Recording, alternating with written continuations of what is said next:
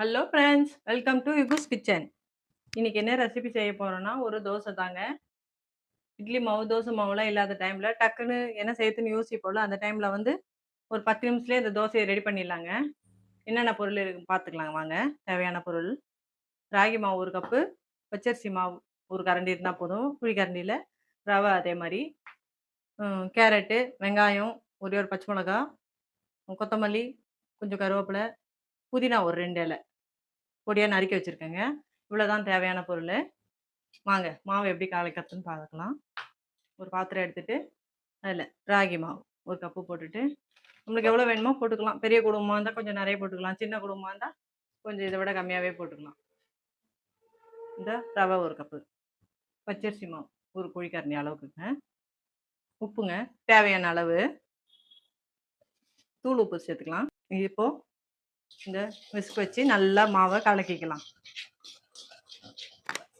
மாவு நல்லா இப்போ கலந்து விட்டாச்சு. இப்போ நல்லா தண்ணி ஊற்றி தோசை பதத்துக்கு கரைச்சிக்கலாம். நல்லா கட்டி இல்லாமல் கரைச்சிக்கலாங்க. இன்னும் கொஞ்சம் தண்ணி சேர்த்து இன்னும் பாருங்க, தண்ணியாக நல்லா தண்ணியாக கலக்கிட்டோம்னா நம்ம ஊற்றுறதுக்கு நல்லா வாட்டமாக இருக்கும். இந்த அளவுக்கு தண்ணியாக கரைச்சி எடுத்துக்கணும். இப்போது இதில் கொஞ்சம் ஜீரகம், கொஞ்சம் ஃப்ளேவருக்குறாங்க மிளகுத்தூள். இப்போது இது எல்லாமே பச்சையாகவே சேர்த்துக்கலாங்க. கொத்தமல்லி சும்மா கொஞ்சம் தாங்க சேர்த்துருக்கேன். கருவேப்பிலை, கொத்தமல்லி, இந்த வெங்காயம், கேரட்டு எல்லாத்தையும் இதில் சேர்த்துட்டு இப்போது நல்லா கலக்கிடலாம். இது பாருங்க, இது மாதிரி நல்லா கலக்கி ஒரு 10 நிமிஷம் மாவு நல்லா ஊறட்டும். தோசை ஊற்றலாம், சூப்பராக வரும். மூடி வச்சிடலாம். மாவு ரெடி ஆயிடுச்சுங்க, ஊறிடுச்சு நல்லா. இந்த மாதிரி பதத்துக்கு இருக்கணும்.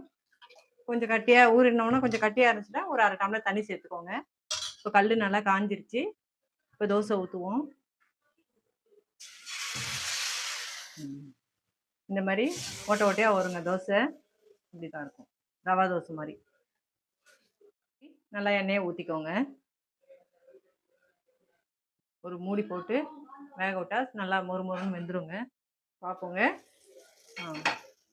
பாருங்க, நல்லா வெந்திருக்கு. திருப்பி போட்டு மறுபடியும் கொஞ்சம் நேரம் வேக விடுவோம். நல்லா அந்த கொத்தமல்லி புதினா ஃப்ளேவர்னா சூப்பராக நல்லா ஸ்மெல் வருதுங்க. வெந்திருக்குங்க. பாருங்க, நல்லா வெந்துருச்சு. திருப்பி போட்டு எடுத்துடலாம். அடுத்த தோசை ஊற்றலாம். நல்லா மூடி போட்டு வேக வச்சோன்னா நல்லா வெந்துருங்க. ராகி மாவு வர கொஞ்சம் நல்லா வேக விடுங்க.